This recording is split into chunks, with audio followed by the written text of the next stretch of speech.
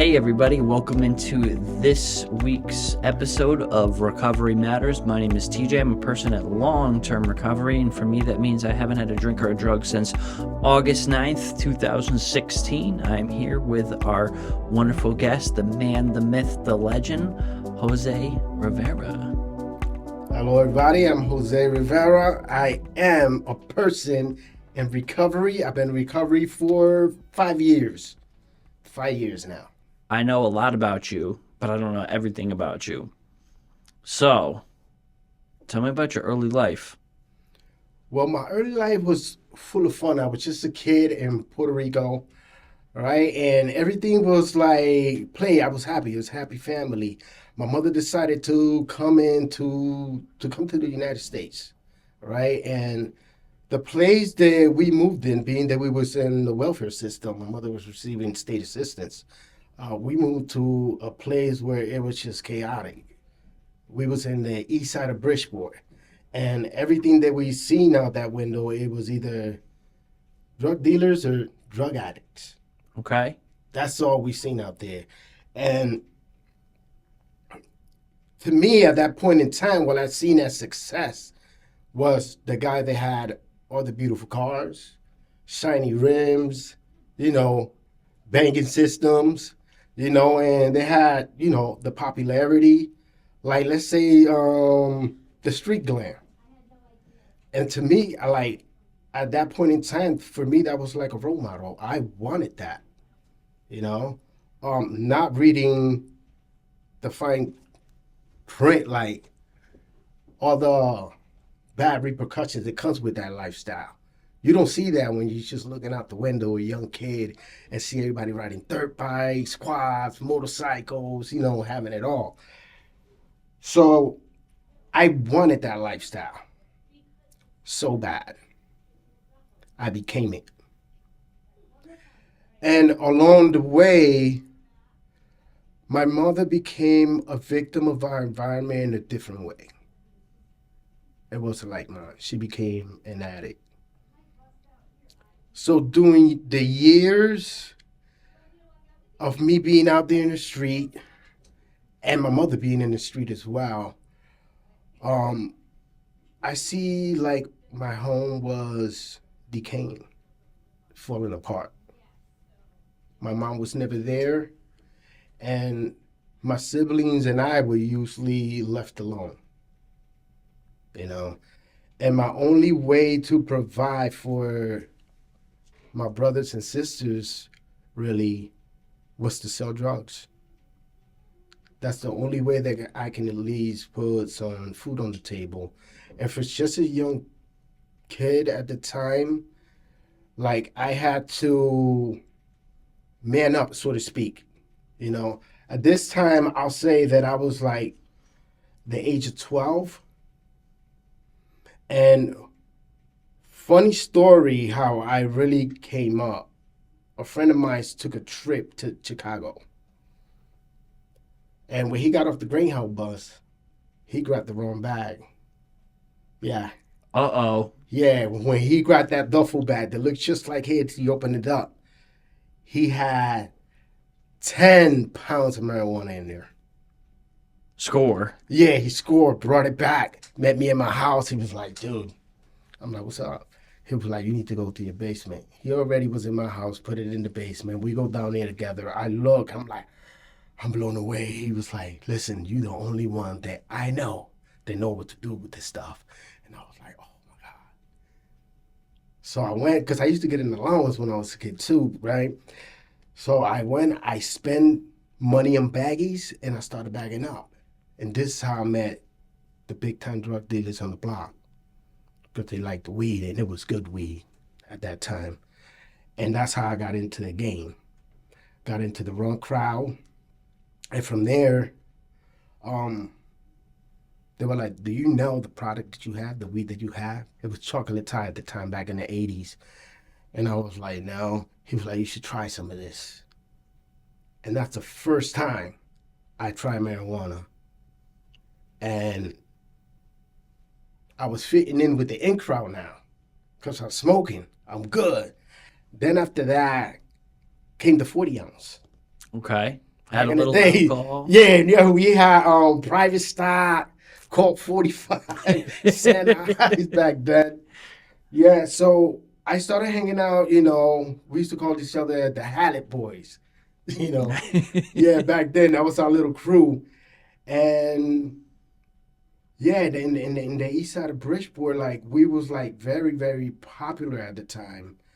And after a while, as time passed, um, the heroin, the crack epidemic just took over the scene. It wasn't coke no more, you know. Now everybody that I was hanging out with was actually doing heroin behind my back. I didn't know that. My friends were. And then one day I'm asking him, why are you guys so high? Like, what's going on? He was like, yo, you gotta try this. I'm like, what the hell is it? It was heroin, right? And they were like, just take one bump. That's all it takes, y'all. You don't feel, it's just like we were better. I'm like, so anyway, I took that little one-on-one, that little bump, and I agreed with them at the time. Yo, it's just like we were better. Yeah, and then I'm puking. I'm like, yo, something is wrong with me. Like, what the heck is going on? You know? And the day that I was like, you know what? It's a beautiful summer day. I don't want to do it no more. Like, I'm good. And I got a fever. Like, I don't know what the heck is going on with me. Like, yeah, now I got like, the sweats, the cold sweats, the run, everything is going crazy. And I'm telling my friend, like, yo, I don't know what's wrong with me, man. Like, I'm crazy sick. I took Tylenol, I took everything, it doesn't go away. He was like, well, the only way it's gonna go away if you do one of those bags. I'm like, are you kidding me? I'm like, no, it's impossible. Sure enough, I couldn't take it no more. I went and got a bag. And as soon as I took that one, like everything started going away. I started coming back to normal. I'm like, oh my God. Like I'm hooked. Now after that, I'm full blown in the street. You know, like I didn't know how to stop. I didn't know how to end it. This is the age of 16 now. Okay. Yeah, I didn't know how I was gonna stop doing it if I'm gonna be feeling uncomfortable like that. I don't ever want to feel that again. And at that time, because I was selling, like I had it, to supply the habit, And then I started really getting into a lot of trouble with the law. I started getting busted, you know, um, bonding myself out. This happened like at least 3 or 4 times. I got busted, bonding myself out. Then all of that caught up to me, you know. My first incarceration, I was grateful and thankful that it happened. Yep. Because I had no other choice but to break that habit. And when I came out, I thought I had it together. Yeah, because you go into prison, right? Mm-hmm. You kick. Well, first you're in there in the bunk, right? And you're like, God, I will swear to God, I will never do this in my entire life if you just make me feel better. Mm-hmm. Right?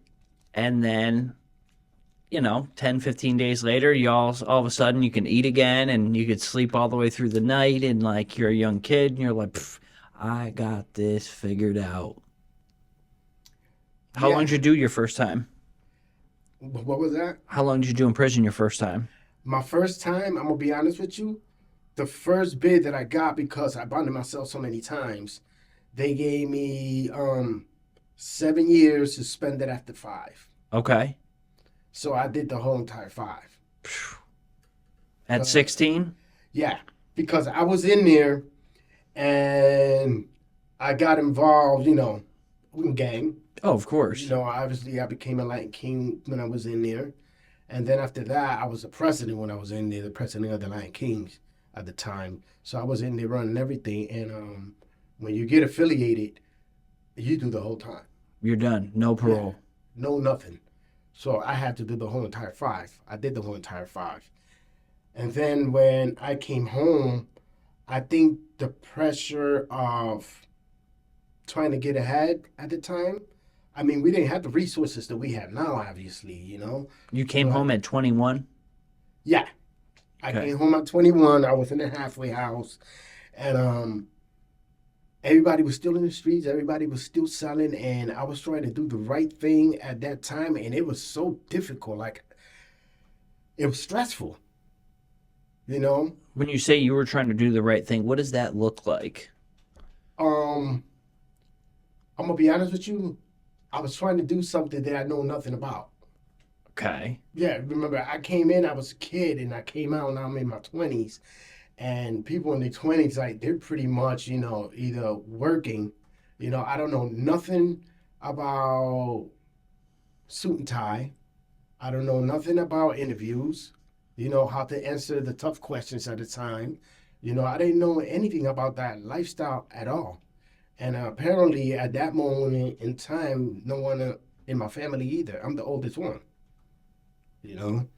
Um, my brothers and sisters, they're still young.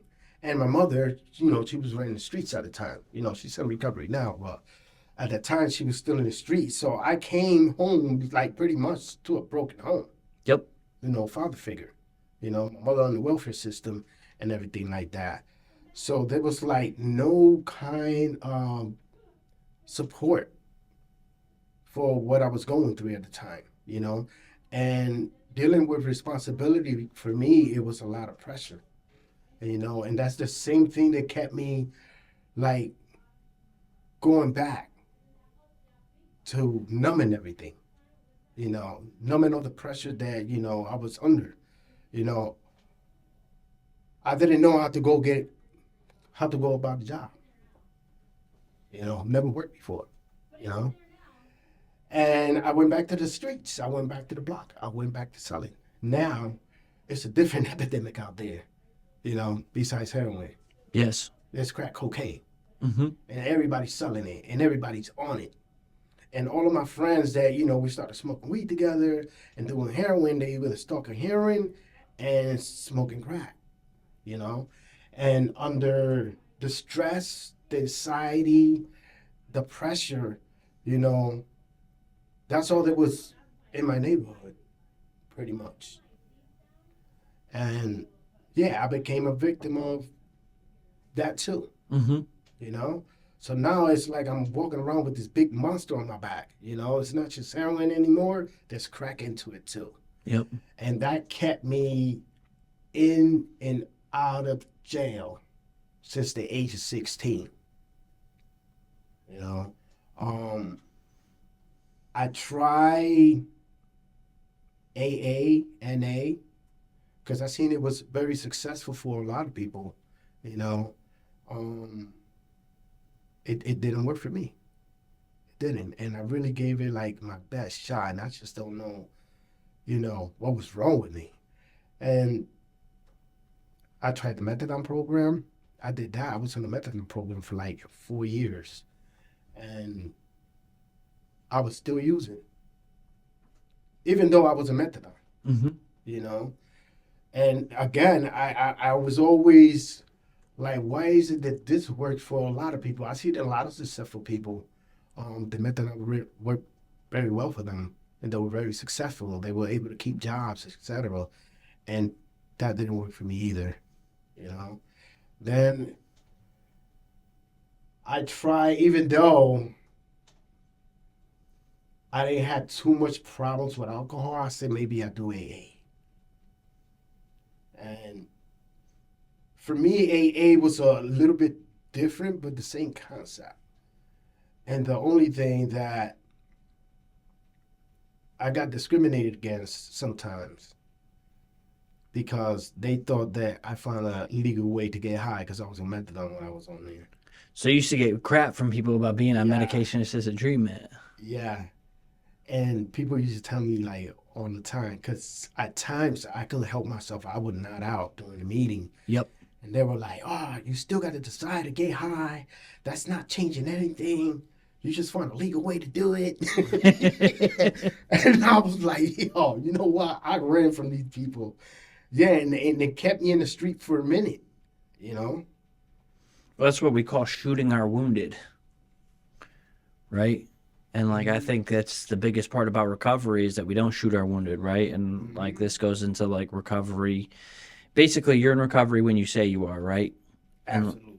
And that's a big part of that. And like, one of the things we talk about is like at CCAR, it's like you see somebody not out in a meeting, because their medication hasn't been adjusted properly yet or whatever. It's like you get them a pillow, right? And like they, trying to be loving and accepting and stuff like that. And like, a couple of times. So like I've had bad experiences on medication assisted treatment. And like sometimes I don't really go into like how prolific my drug use was in fear of like sounding like I am, promoting it, right? Mm-hmm. And like for me at the end, right, it basically came down to like speed walls, right? Mm-hmm. And I liked everything. And my perfect high was I'd get up in the morning and I would start with a couple of Xanax, drink some alcohol, get up off my feet, right? And then it was the speedballs, fentanyl and cocaine, and mix it up. Wow. Or fentanyl and smoking crack. And, you were telling your story and I was making a connection there because, like, when you introduce crack cocaine into your life, like, your life might be, like, semi-unmanageable with other drugs. But, like, once crack cocaine starts, you're done. Like, you're done. Like, the crack cocaine is the magic eraser. It will take everything away from you. Absolutely. And every time I've ever initiated that, I'm incarcerated 90 days. Like, you can start the timer. First hit, 90 days. I will be locked up in a state prison. When I introduced crack into this vessel, listen, I had a good reputation. Yep. In the block. That whole entire reputation diminished. That actually, they identify me as a junkie now. Yep. Like, I'm not part of the it crowd no more. You on the other side, where you get disrespected. Like, get out of here and scoot your way. Yeah. So that really deteriorated my reputation and everything that, I stood for at the time. You know what I'm saying? Like, when I implemented that crack epidemic, like, really, really tarnished everything. And most of the massive incarceration came just from behind that powerful drug, basically. Yep. And that, along with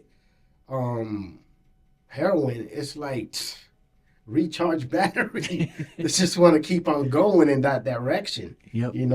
And I pretty much, I destroyed everything in my path, including the reputation, the relationship with my brothers and sisters, because I'm in and out. I got 19 convictions. Yep. I got to count the last one. I make it 20. Yeah. I never count the last one, from the age of 16 to like, 46? I'm in and out of jail. I'm trying recovery in all kind of different ways, and nothing was like working for me at the time, and one day I heard a message. I was at a program. My mother just had it with me because my mother was in recovery like way before me, and I came in there. I was chaotic. I don't know what the heck did I buy. It must have been laced with fentanyl at the time or something. I'm jumping around, I'm going bananas, and I'm knocking on my mother's door. The weather it's like below zero. It's freezing out there. And I was like living like I'm homeless when I didn't have to, And I go into my mother's, and she goes, "You know what? You're jeopardizing my recovery. You gotta get out of my house." I was like, "Yo, she's like, it's crazy. What are you doing? It's freezing outside." So she throws me out, and I'm by the door. I'm like, she's gonna open it soon. Man, it took like 2 hours before she opened that door. She knew I didn't leave. So she opened the door. She goes, "I'll let you in on one condition." I'm like, "What's that?" "You're going to a program tomorrow morning."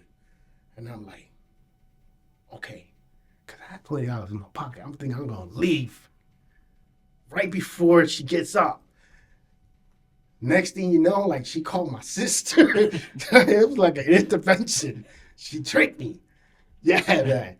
So they put me in a car, and they brought me to a Spanish-speaking program that my mother went to and got recovery at. It's CASA. Yep. Casa Jesus, In Bridgeport. in Bridgeport. And every Friday, people from CCAR were coming there to bring, the message, of recovery. Liz Torres that came at that time. She was like, come to CCAR. You could be a volunteer. She said, give yourself 90 days. And if you don't like it, you can have your life back. The drugs, everything is still going to be out there. And she was like, and who knows? You might be able to work in the field. And I was like, work in the field of recovery? Becoming a recovery coach? I was like, Sold. Yeah. And I was like, this is the answer. Like, this is it. I was like, I got to do this. So anyways, I get incarcerated, after I get out of that program. I got incarcerated because I was trying to get into this program so that way, because I had a warrant out already too. Sometimes if I do the program, they might let me slide. So anyway, I'm just hearing that voice from that recovery coach at the time in my head, give yourself 90 days. And I'm like, I got to try it. I was like, this got to be the answer. This got to be it. So anyway, I'm in the cell. I'm plotting how I'm going to tell this story to the judge. So I was writing it. Then I said, you know what? This is going to sound scripted. I need to go to that judge. I need to tell him my story, right? And it got to come from the heart. So when I got in front of the judge, I'm telling her, I heard a message from a lady from CCAR. She was like, yeah, I know about CCAR. I said, listen, y'all, I'm very embarrassed the way that I live my life. I know that I have, 19 convictions. I'm not happy about that. And I know I told you about the phone call, right? One of the things that really hurt me really, really bad when I was incarcerated, I really want to change. I've been struggling all my life. So I called so I could speak to my daughter, because now that I'm clean, like, I miss her a lot, And my baby mother's like, absolutely not. You're not doing this to her again. Yep. You always come out, say you're going to change, say you're going to do this, broken promises. No. And then what struck me really bad, she was like, and if you keep up, she's going to be calling somebody else daddy. I was like, ooh. And then she said, that for Christmas, I asked your daughter what she wanted. You know what she told me? And I was like, why? She was like, all I want is my daddy. And I was like, are you serious? Like, yes. She goes, I didn't know what to tell her. I didn't know what to do. I didn't tell her you was in there. But I had to go and cry in my car. So you're not going to talk to your daughter. And I tried bribing my family to see if they convince her to let me talk to my daughter. To me, that's the connection that I wanted, right? And she was like, absolutely not. It's not happening. If you're going to be calling him to try to persuade me to talk to him, I'm going to block you guys from calling and knowing about her, too. And that really did something to me, too. Like, it's put some fuel in my ass to really do something about my addictive behavior and about this addiction. And the more I tried, right, the more I was hearing the voice of recovery coaching, right, and giving it a try. So when I went to the judge, I told her the story that happened with me and my daughter, and that all I want is opportunity to become a recovery coach. And the prosecutor was like, Your Honor, he got 19 convictions. He already did 4 programs.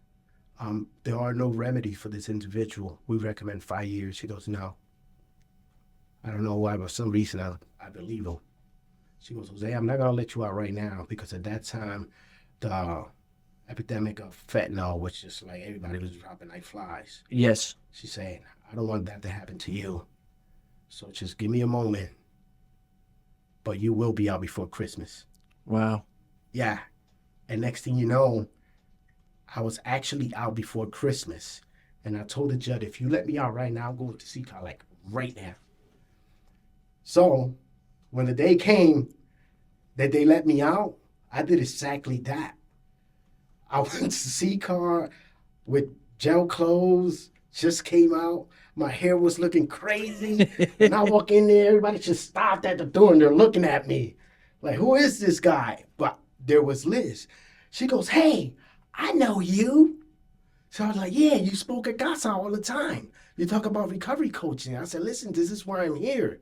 I said, your voice never left my head. You know, I was incarcerated. I told the judge a story that I want to be a recovery coach, and she let me out. I just came out of jail right now. I am here. I want to be a recovery coach. I want to try recovery. I want to give recovery a try. Please. And she was like, well, I normally don't do this. I usually have people come and hang around for a little while before, you know, I make them volunteers. She goes, but here you go. So I signed the paperwork right there. And as soon as I finished signing the paperwork and having a conversation with her, she came out, you know, she was very boisterous. She was like, everybody, listen up. Jose just came home and he's now a volunteer. I'm like, oh, wow. So, yeah, and then ever since then, I was just going there every single day, even on days that I didn't feel like going there. And I started learning about multiple pathways. I started learning, you know, about how recovery is a process of change, you know. I started learning a lot, man. It was like going to school, you know. And I started to feel better about, you know, I started to gain some strength. I started learning how to say no to the voices in my head. You know, I started managing that addictive behavior a whole lot more. Now I had, you know, like a family, a group, a network, you know, that would teaching me something different about recovery. I was actually like, every module, I would bring it back home and I work on it like homework. You know, I was absorbing, you know, and of course I wanted my family back. But at that time, like I heard them so much, there was nothing that I could say to gain them back, you know. There was no word that exists that will convince them that I'm really doing it this time. But just being a volunteer at the time and just doing, you know, being a follower of those that been there before me, actually did something, right? And it helped me discover a different gift, you know. And I became good at resourcing, knowing all the resources and doing the research to get all the resources in my community and connect the people to resources. You know, they talk about we're a resource broker. And I was like, this is what it is. I'm going to be the best resource broker at my center. How can I do that? I started going through all the programs by actually entering the programs myself and getting to know the people, shaking hands, getting the cards and stuff like that. And I would bring information back to the center, you know, and I would share it with, you know, all of the other volunteers. And the first time that I seen somebody that came to me, it was a Hispanic male that wanted to go into detox. You know, the reason they came to me because I speak both languages, of course. And I was like, bet, this is it. I get to put my knowledge through the test. And then after that day, I feel like my life really took a turn and changed. It felt so good to help somebody at that time. And to have that person come back after with a job, company truck, parked right in front, just came to say thank you. That really like did something to me. It blew my mind. I said, this is it. It's the icing on the cake. Yes, this is my life. I love this. I love helping people.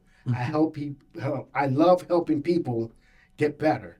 And to me, that's what CCAR and recovery coaching did with me. You know what I'm saying? At that time, it took me and it made me a better person. And I said, I want to do the same thing for everybody else. And that's the reason why I love going out to speak, you know, and that's the reason I love connecting with people now. Like before, my thing was just to get what I can out of people.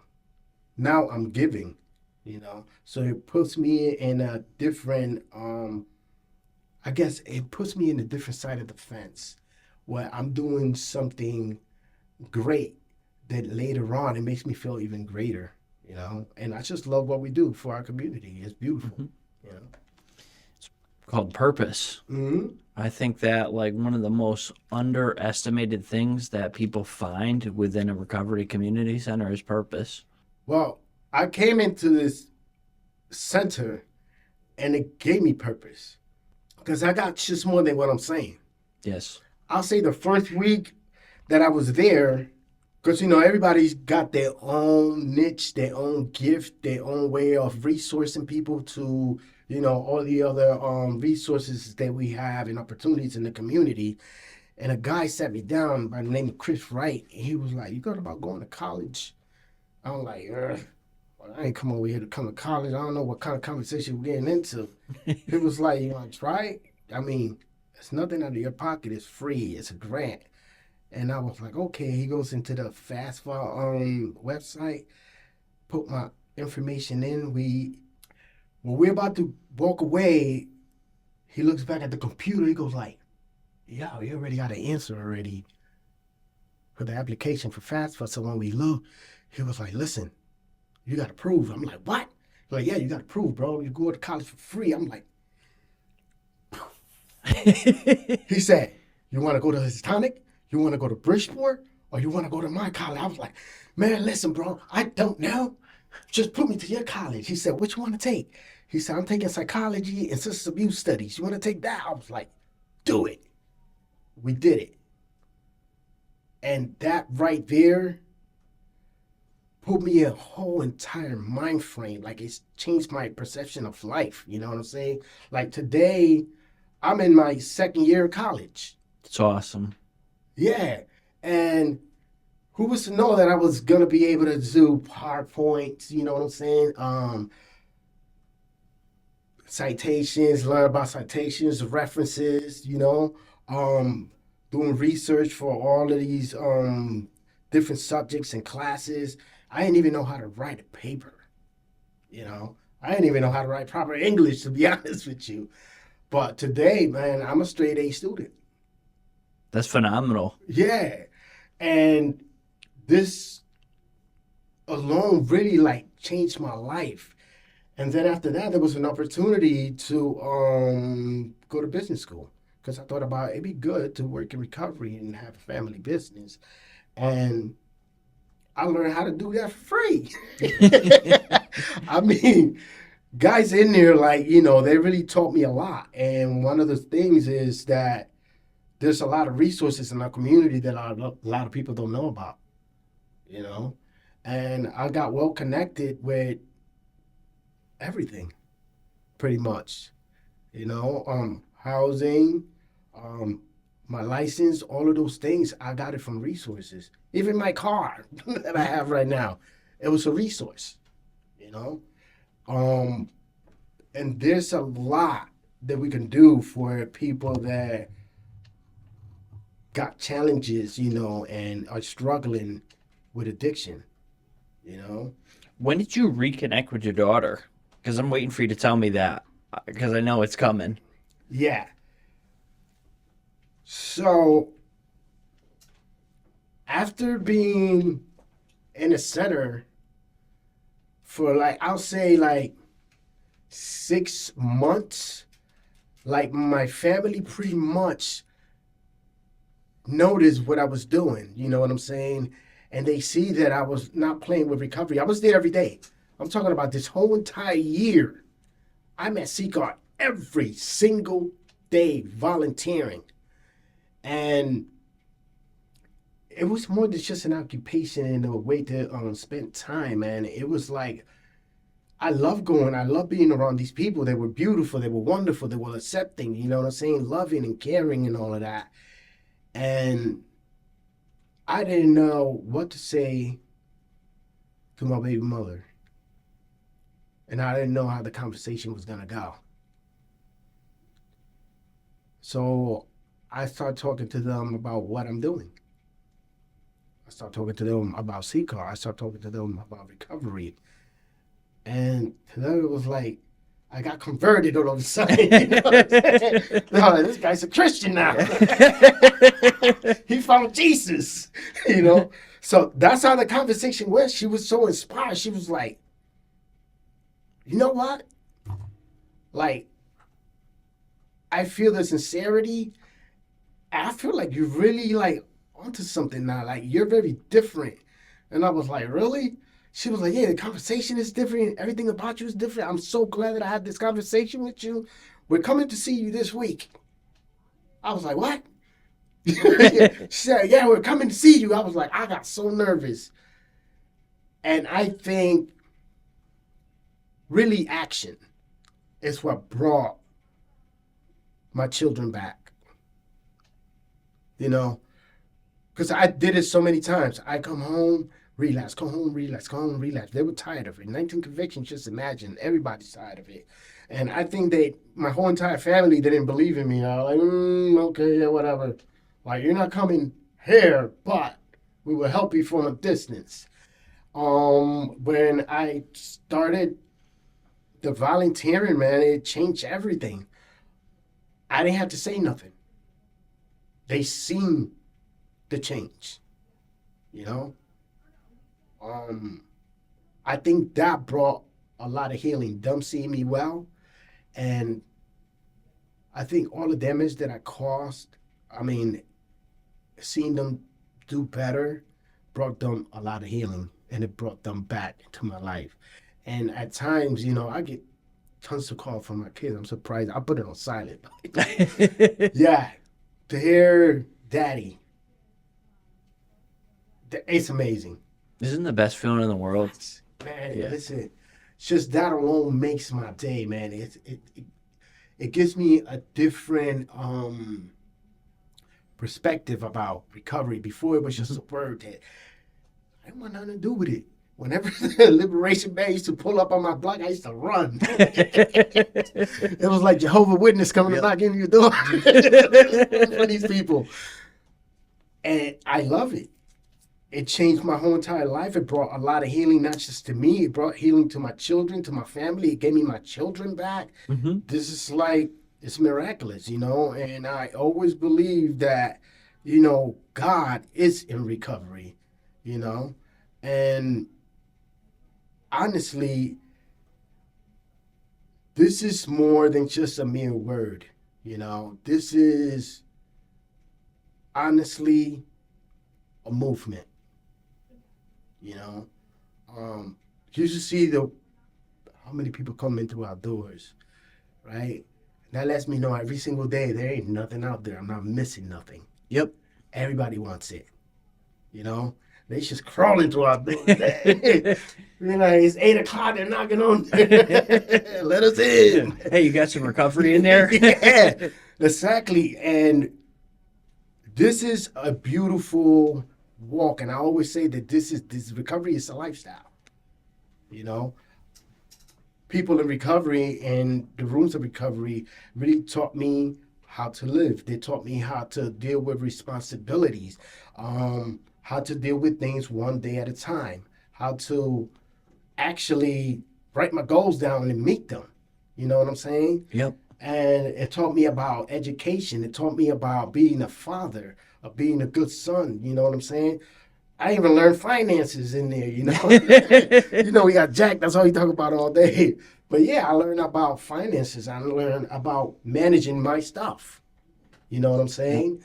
And it taught me how to be human again. The guy that, you know, the kid that I lost, you know, back then when I was 13, like, I got him back.